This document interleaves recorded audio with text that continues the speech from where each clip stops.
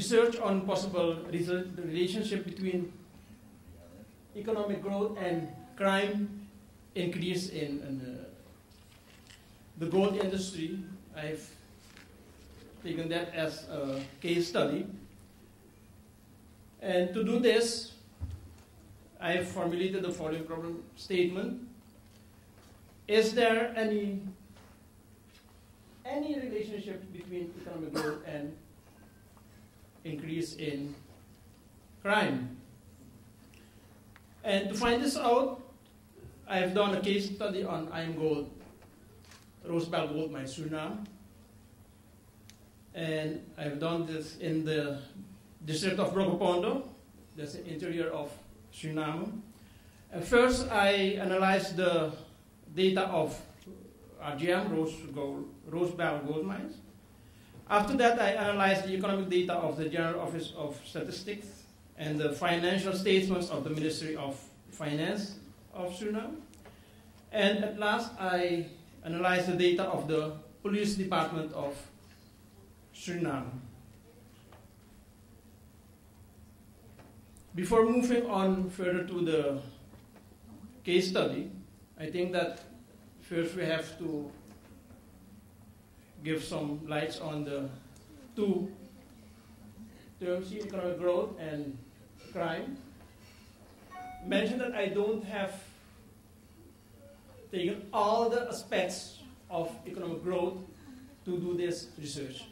Yeah? I focused only on the increase in the quantity of resources, the increase in the quality of resources, the increase in the value of goods and services produced by every sector of the economy, and crime that can be defined as an illegal act or activity that is against the law and for which someone can be punished by the government. So we will work with these two definitions. What we see that Suriname is divided in 9 districts. Yeah? We have 9 districts, and one of the districts is Brokopondo. And Brokopondo is the district where we have a lot of the most resources, such as timber, bauxite, granite, crushed stone, gold, etc.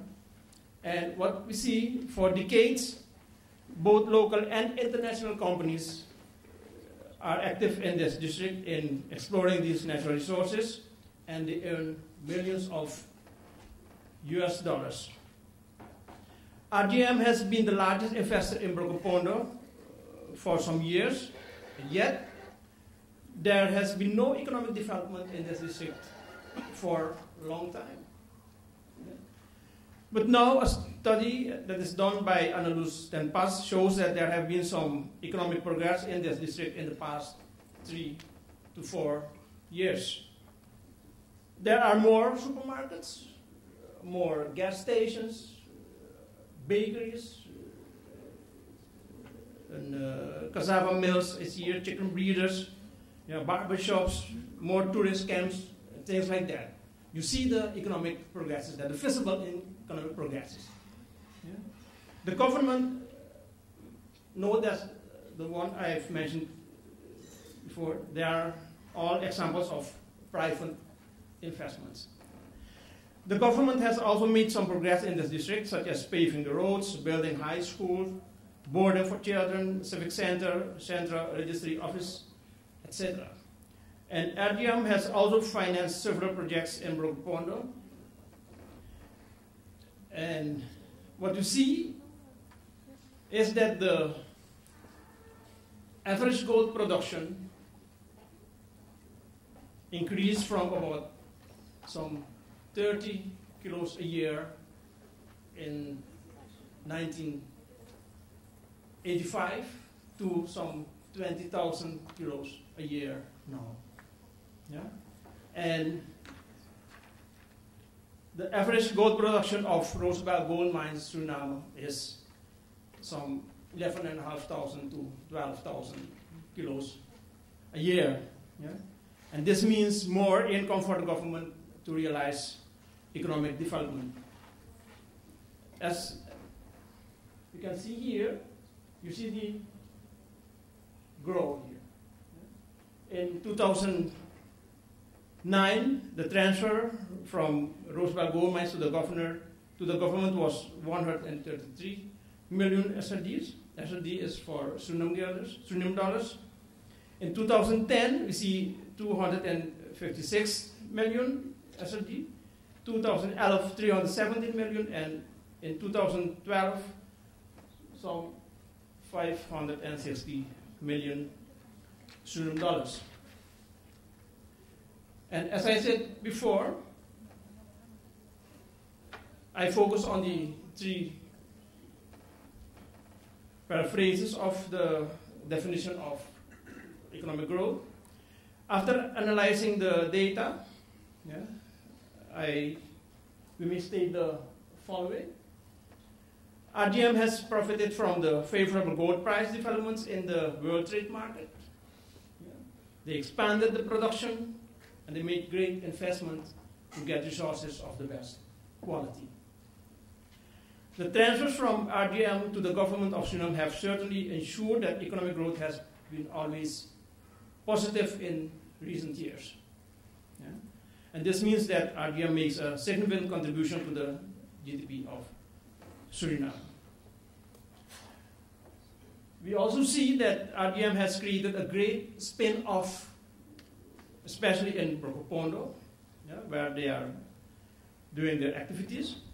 Many entrepreneurs have made a living in Brokopondo because they have the guarantee that they can sell their goods, their products, their services all the time. And inhabitants of Brokopondo benefit from the several social projects that are financed by RGM. And all this means that due to RGM, District Brokopondo has made some progresses. Moving on to the other side, the second definition of crime, we often read in newspapers and other news and media, we see that criminals rob hard-working people from their precious possessions. And in most cases, I'm talking about Suriname and the interior, Brokopondo, in most cases, the robbers steal gold jewelry from the victims. And this happens not only in the district of Brokopondo, in the town itself, Brokopondo, but also in the gold fields, gold mines. Perhaps, I go back here. The following is the explanation for this. Besides the official institutions such as the Central Bank of Suriname, plenty of illegal gold buyers have emerged as mushrooms all over the country. These illegal buyers do not care whether the gold is mined according to mining rules or it comes from the criminal circle. Yes. And this makes it very easy for the robbers to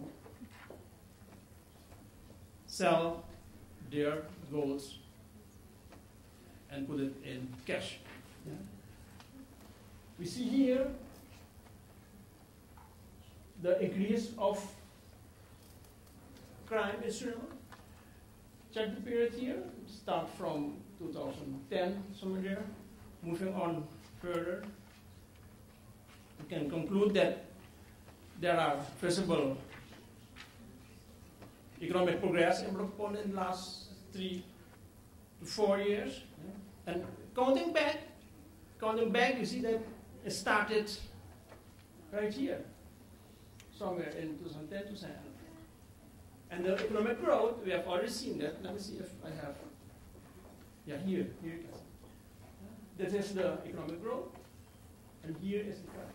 Maybe, if you look at these two graphs, we can say that there can be any relation between economic growth on the one hand and the increase in crime at the other hand.